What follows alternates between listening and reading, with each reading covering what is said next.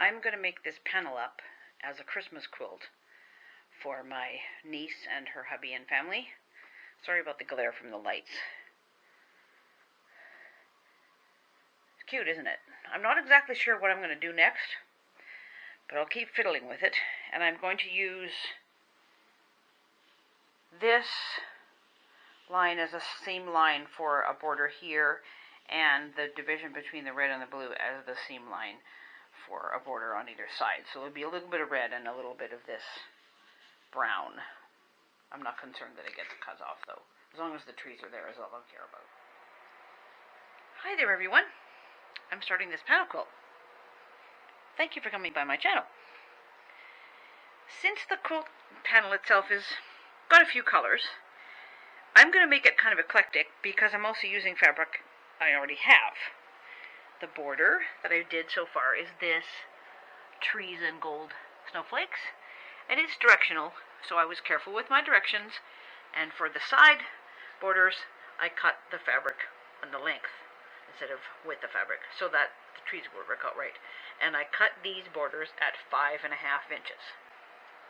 Now I do have to get a green fabric kind of like this, because everything I have is dark for one of the borders, but I'll explain that when I work on that border.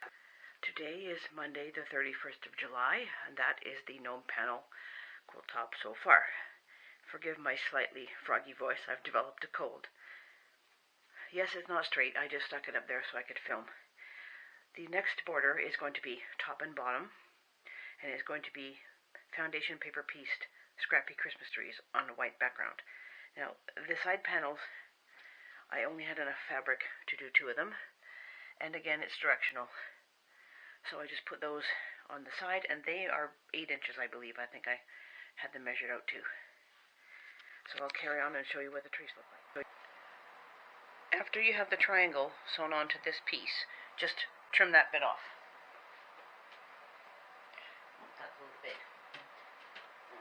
Let's do this. Just line it up. I gotta scoot the camera a little bit. There we go. Line it up on the edge of the triangle and get that out of the way. Otherwise it's hard to see where you are. So then the corresponding piece of background matches up and gets sewn like so.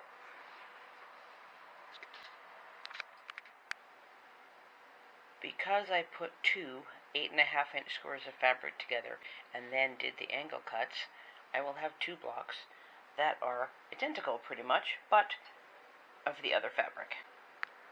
Now, for the next one, I'm going to put 3 8.5-inch squares together and cut them, and then rearrange the fabrics. So I will get an assortment that way.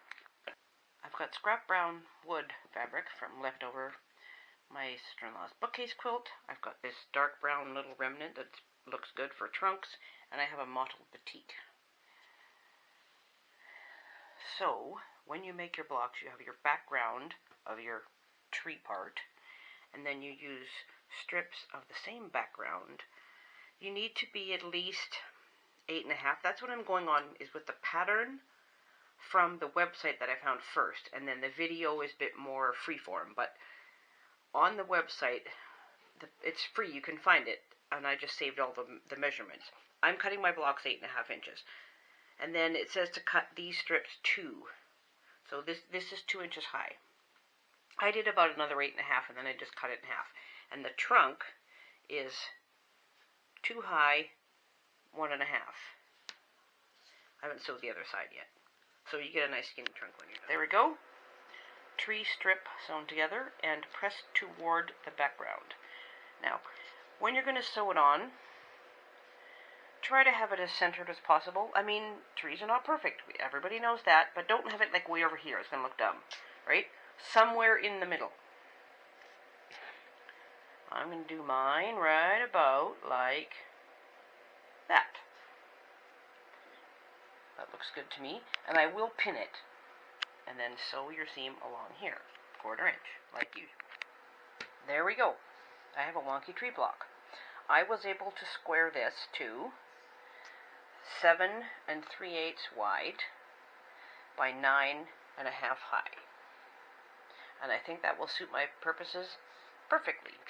The scrappy tree borders, plus a little bit of extra fabric to make it big enough, are now on the panel quilt. One more border to go. Today is Friday, the 1st of September, and it is a beautiful day. So I took the quilt back outside, and the top is all done. The final border is green trees, sorry about the shadows, just like the red trees for the inner border. I measured it yesterday, and it's about, oh shoot, what did I say? I can't even remember. 60 by 80, something like that. So the next thing I have to do over the weekend is make the backing. I have to piece it together, and I think I have enough plain dark green solid that I can use that for the binding. I'll figure it out and show you guys the rest of it. I pieced together the quilt backing using various pieces that I had left over from the front of the quilt, and I also incorporated the label into that middle part. And it all ties together with the front.